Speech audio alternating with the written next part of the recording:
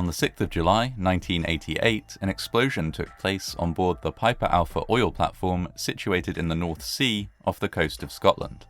It was the beginning of one of the most expensive man-made disasters ever to take place, one which would result in numerous deaths and injuries and change hundreds of lives forever.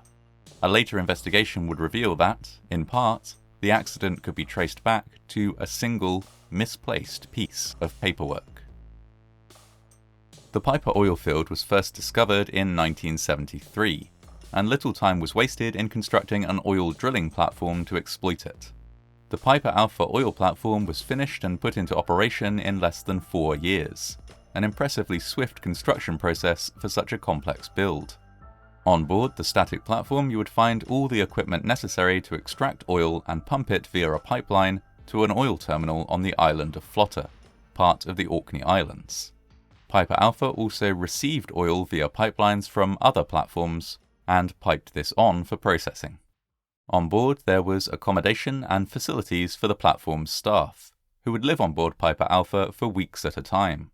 There were shared bunk rooms, as well as a small canteen, an onboard cinema, and a pool table to help pass any free time workers had. In order to maximize safety, the rig was divided into sections with fireproof walls. The accommodation was, by design, situated as far as possible from the oil processing section. Once in operation, Piper Alpha proved extremely prolific. It could pump as many as 300,000 barrels of oil per day. The rig also dealt with natural gas, which was produced as part of the oil extraction process. Initially, this gas would simply be burned off with a flare. In 1978, however, the rig's operator, Occidental Petroleum Caledonia Limited, got permission to process and export this gas as well. This made the already profitable rig even more valuable, but also meant that gas processing equipment had to be retrofitted into the structure. Unlike the oil processing equipment, it was installed in an area relatively close to the employee accommodation.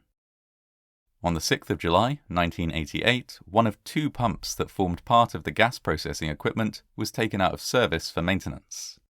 Engineers working on the pump were unable to finish the job in one session, and so capped off the pump with a metal plate that was bolted in place by hand.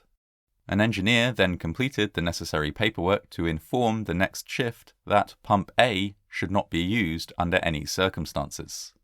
Ideally, he would have handed this paperwork to the manager for the next shift, but as the manager was busy that evening, he instead simply left the paperwork in the control room.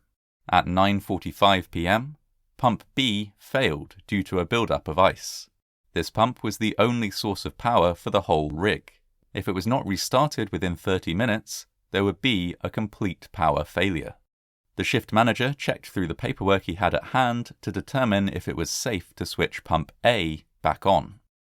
It was, of course, not safe to do so, but the paperwork stating this was not found.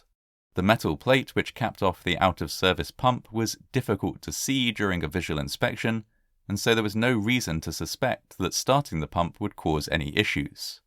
At 9:52 p.m, Pump A was restarted. As gas entered the out-of-service pump, it caused a pressure build-up which ruptured the temporary plate.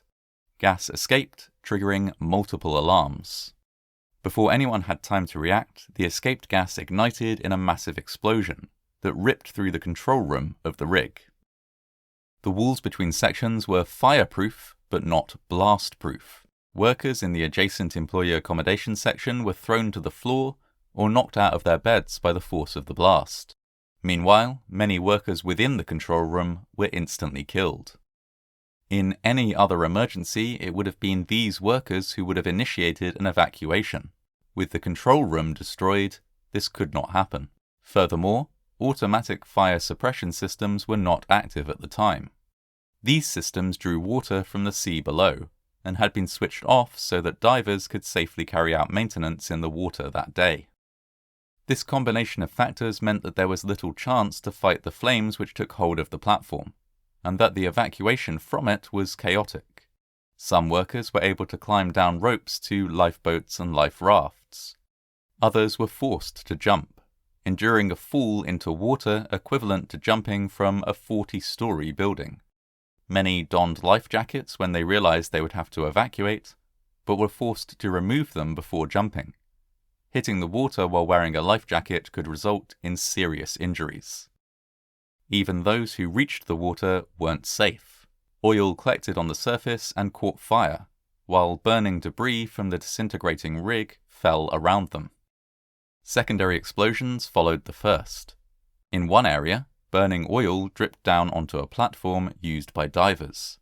The platform was a metal grating, and the oil should have fallen through and down to the water below, but it was prevented from doing so by rubber matting. This rubber matting had been placed to protect the feet of divers as they worked. Now it caught the burning oil and created a raging fire that heated up an active oil pipeline, causing it to rupture and explode.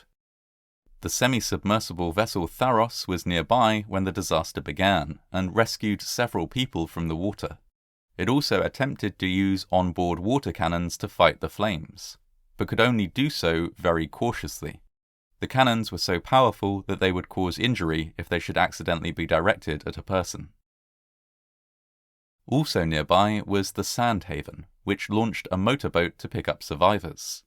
It successfully collected 6 oil rig workers from the waters below the platform. Unfortunately, as it moved to pick up more survivors, it was destroyed by a secondary explosion.